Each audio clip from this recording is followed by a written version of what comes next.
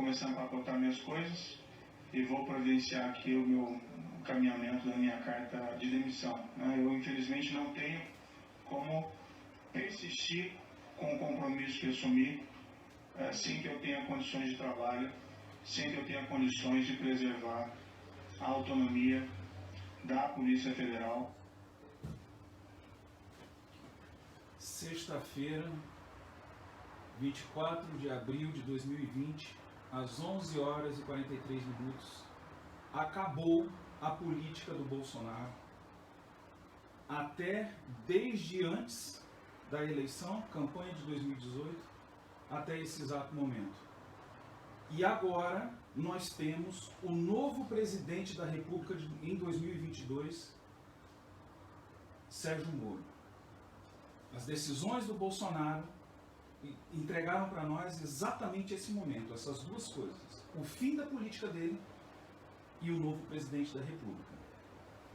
Com a condição, a ressalva, de que o próprio Moro entenda que ele deve seguir esse caminho. Para falar sobre como isso se daria, o ministro Sérgio Moro já manifestou inúmeras vezes, e ele é uma pessoa de posição muito firme, de que ele não se candidataria a cargo eletivo. Mas exatamente nesse momento existem algumas ressalvas. O ministro Sérgio Moro, para assumir o Ministério da Justiça, ele deixou de lado uma carreira judiciária. Essa carreira ela foi interrompida. Ele agora tem diante dele possibilidades, por exemplo, no campo do magistério. Ele ir para as universidades. Penso, inclusive, que ele tem uma chance muito grande e muito forte de atuar na universidade, não só no Brasil, mas até fora do Brasil.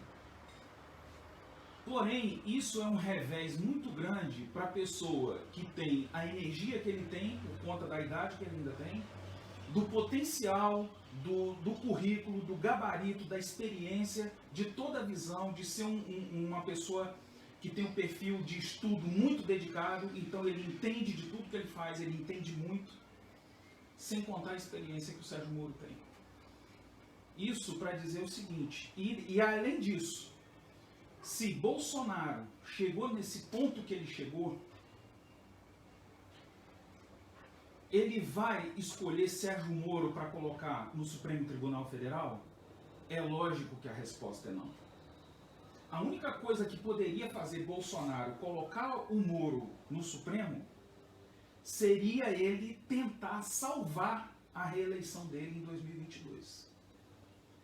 Ele poderia até ter essa decisão estratégica, mas ele não vai fazer isso. Por que ele não vai? O caminho que o Bolsonaro seguiu agora é um caminho que não tem mais volta. E quando ele participou da manifestação domingo, falou o que ele disse, que não tinha negociação, que ele não ia negociar com ninguém, quando foi na segunda-feira, ele começou a conversar com as quatro lideranças de partido mais podre que o Brasil tem. Ali daqueles quatro, de PL, PP, PR, PSD, desses quatro, quem não foi preso já está sendo investigado. E o quinto, que surgiu como o herói, Roberto Jefferson. O cara que lá nos idos do começo do governo Lula entregou a Lava Jato, né? Ele de dentro, foi ele que todo o processo entregou a Lava Jato, entregou o mensalão.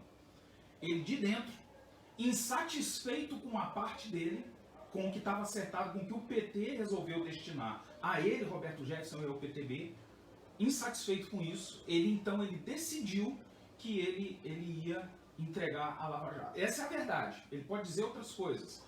Tem vídeo do Roberto Jefferson dizendo que ele aconselhou ao José Dirceu para que não fizesse isso com o Lula, que ele ia sujar o Lula, que era uma pessoa boa, uma pessoa inocente. Então, eu estou falando isso, eu estou falando do cinismo e da falsidade do Roberto Jefferson, que é esse sujeito que me surgiu nessa semana para ser o grande salvador do governo Bolsonaro. O que eu acho interessante também numa hora dessa é pensar nesse pessoal aí, ponta de lança da defesa do Jair Bolsonaro, que são os youtubers, os influenciadores, o pessoalzinho de gabinete. Eu quero saber com que cara que essa patota vai ficar agora, tá? E que efetivamente o juiz Sérgio Moro confirmou o que é um encadeamento lógico, um desdobramento lógico. Nesse ano de 2020 é a primeira decisão coerente que eu vejo dentro do governo. E essa decisão não foi tomada pelo Bolsonaro. E é bem lógico que essa decisão tenha sido tomada por ninguém menos do que Sérgio Moro. Que é uma decisão do sentido do seguinte: chega. Bolsonaro acumulou no primeiro ano de governo, e é interessante que na fala do Sérgio Moro ele falou na questão do segundo semestre do ano, uma quantidade enorme de absurdos. E agora já deu. Porque o andamento da coisa colocou no Bolsonaro um sentimento de que não tinha limite, de que ele não tem limites. Ainda dizer o seguinte: você vê que o Sérgio Moro falou o que foi muito repercutido nessa manhã de hoje até esse momento agora. Está postado muito na rede social o trecho, uma figura da parte do Diário Oficial e que diz que esse superintendente, esse chefe-geral da Polícia Federal do Brasil, de que a demissão dele foi feita a pedido. E o Moro esclareceu ali que, inclusive, ele recebeu uma ligação do Valeixo ontem à noite, dizendo que ele estava ciente de que o governo federal ia fazer esse diário oficial dessa forma, sem necessariamente ele, de fato, ter feito o pedido de demissão, porque efetivamente ele não fez. E eu quero chamar, agora eu tenho um motivo particular para chamar a atenção para esse detalhe. Porque eu atravessei um enfrentamento pesado com canalha de gestão pública de politicagem corrupta. E fui colocado para fora quando estava com 3 anos e meio, um pouco mais de 3 anos e meio de trabalho numa escola pública do estado do Ceará, na cidade de Cascavel. E nos desdobramentos lá, da discussão, do enfrentamento do problema, a gestão da escola decidiu me colocar para fora e essa decisão foi compartilhada com a Secretaria Regional da Educação, com a Secretaria de Educação, que cobre os municípios daquela região do estado. Fui colocado para fora numa sexta-feira e na segunda-feira eu fui chamado para ir na secretaria.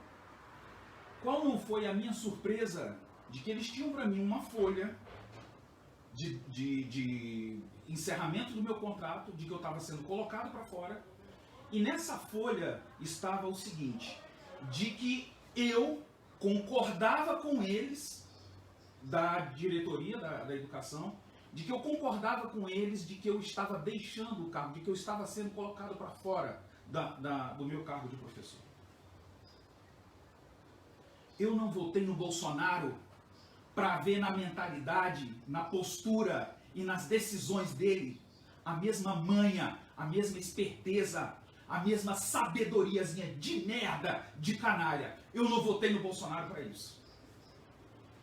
Bom, tendo dito isso, eu acho importante ainda comentar o seguinte, que aí então a minha resposta para eles, eu falei assim, não, esse papel desse jeito eu não assino. Se vier um outro papel, se vocês redigirem aí agora um outro papel, de que vocês estão me colocando para fora, cancelando o meu contrato, e de que eu estou ciente de que vocês estão fazendo isso, esse papel eu assino. Mas um papel em que dá a entender de que eu estou concordando com a minha retirada do cargo, isso eu não assino. Aí eu ouvi o seguinte, eu ouvi assim, olha, não vai fazer diferença se você assinar, se você não assinar. Você vai ser colocado para fora de qualquer jeito. Mas a ordem aqui é que você assine. Eu falei assim, não, esse papel eu não vou assinar. E efetivamente eu não assinei aquele documento de encerramento do meu contrato. Ficou ele vazio, não preenchido, e eu não assinei esse papel. E daí então, na mesma semana, na sequência, eu já dei entrada num processo contra o Estado do Ceará. E esse processo ele está em andamento na Justiça do Foro de Fortaleza até hoje. Isso foi um processo que eu dei entrada em 2012 e até hoje ele não teve uma decisão judicial. Inclusive, desde do dia 4 de novembro de 2013 até o dia 30 de setembro de 2019, olha, 2013 até 2019, quando ele estava prestes a completar 14, 15, 16, 17, 18, 19, quando ele estava prestes a completar 6 anos que o último movimento concluso para a sentença, ele passou 6 anos sem ter movimento absolutamente nenhum, só parado na justiça. No dia 30 de setembro foi que ele teve, no dia 30 de setembro de 2019 ele teve um movimento. E nesse exato momento, desde fevereiro, ele foi colocado concluso para a sentença de novo. Isso para dizer que, sabe, o espírito que o Sérgio Moro transmitiu nas palavras dele aqui, de que ele disse, olha, eu tenho compromisso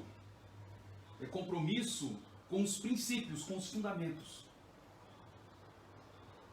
O compromisso que ele assumiu com o Bolsonaro foi de que as coisas seriam dentro dos princípios e dentro dos fundamentos.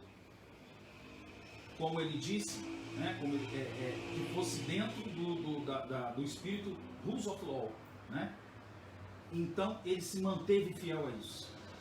E aí que a questão é o seguinte, é que nós nos associamos e nós entramos em acordo e nós nos aliamos com aqueles que têm os mesmos compromissos e os mesmos fundamentos. A partir do momento em que esse compromisso ele é quebrado, aí cada um é que vai escolher qual é o compromisso que tem.